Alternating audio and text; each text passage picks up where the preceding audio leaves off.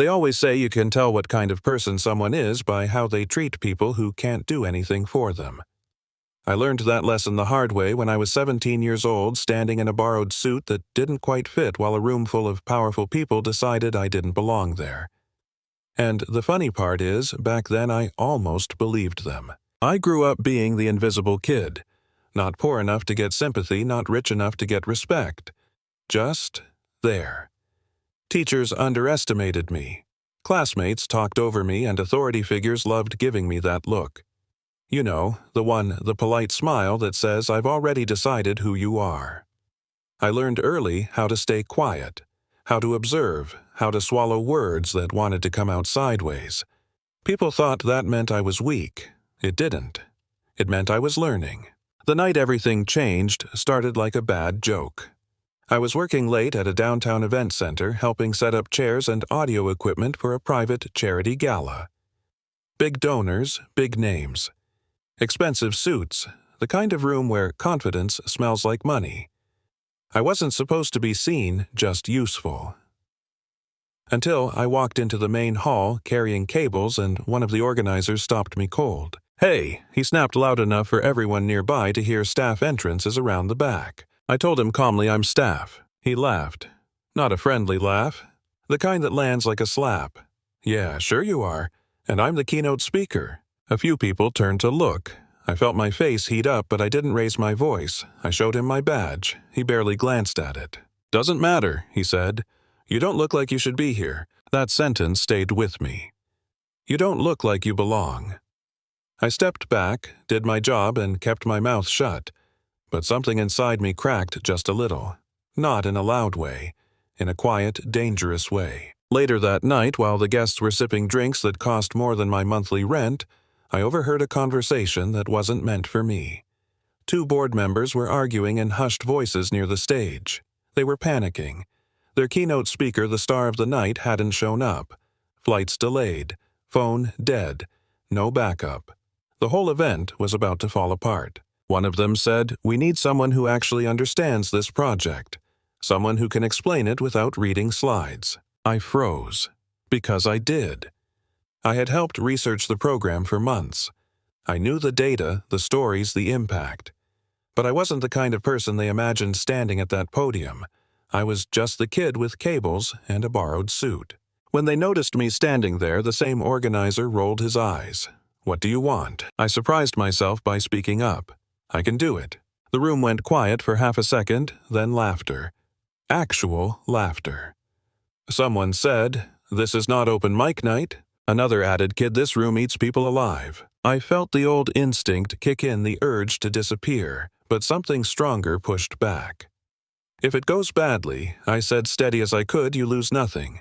If it works, you save the night." They looked at each other. Desperation makes people flexible. Finally, one of the board members sighed. 5 minutes, he said. "That's it. 5 minutes. That's all I asked for." When I walked up to the stage, my hands were shaking. I could feel every eye on me measuring, judging. I didn't try to sound impressive. I didn't pretend to be confident. I told the truth. I talked about why the project mattered, who it helped, and how close it came to failing when people only cared about optics. I made a joke about being the backup to the backup. People laughed. Real laughter this time. 5 minutes turned into 10. Then 15.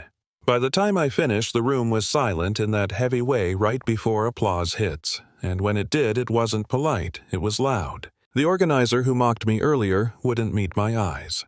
One of the board members shook my hand and said, "Where have you been hiding?" I smiled.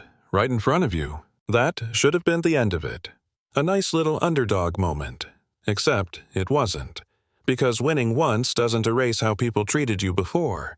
The same organizer cornered me later, voice low and tight. "Don't get any ideas," he said. "This doesn't make you special." I looked at him and said something I'd never dared to say before. "No, it just proves I always was." From that night on, things changed slowly, unevenly. I got opportunities, but also resistance. People questioned my credentials, my background, my confidence. One senior manager told me, "You're impressive, but you're not leadership material." I asked why. He shrugged. "It's just a feeling." Feelings I learned are often just polished prejudice. Instead of fighting it head-on, I focused on results. I worked harder than anyone expected. I listened more than I spoke. And when I spoke, it mattered. I let people underestimate me again and again, because every time they did, they gave me room to surprise them. The real confrontation came a year later in a glass-walled conference room with my biggest critic sitting across from me. He'd spent months undermining my work, questioning my decisions, smiling while doing it. That day, he tried to pin a project failure on me in front of the entire team. I waited, let him talk, let him build his case. Then I calmly pulled up the timeline, the emails, the approvals. I didn't raise my voice. I didn't attack him. I just told the story start to finish with receipts. When I finished, the room was quiet again. He stared at the table. The director cleared her throat and said, "Thank you. That clarifies everything." After the meeting, he stopped me in the hallway. "You think you've won?" he said. I looked at him and said, "No, I think I've been seen." That was the moment I realized something important. The goal was never revenge. It was recognition. Not applause, not validation. Just the simple, powerful act of being accurately understood. Today, I sit at tables I was once kicked away from. I still hear doubts sometimes.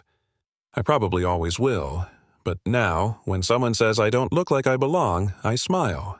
Because I know exactly how much work it took to stand there. So here's my question to you. How many people have you underestimated because they didn't fit your picture of success? And how many times have you stayed quiet when you should have spoken up?